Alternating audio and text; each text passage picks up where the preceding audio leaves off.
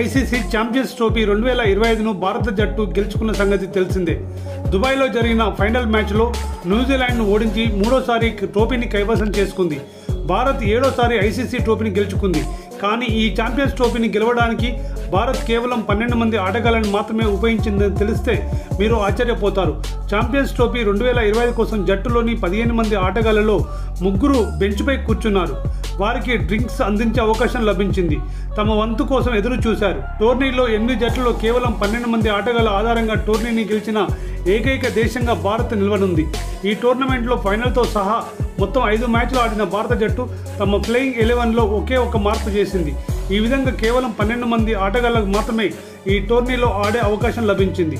Wicket keeper Rishabh Pant, fast bowler Harshdeep Singh, all rounder Washington Sundar అన్ని వేళలా దూరంగా ఉండవలసి వచ్చింది. కొన్ని మ్యాచ్ల్లో కూడా అతన్ని కాస్త ఫీల్డింగ్ చేయించారు.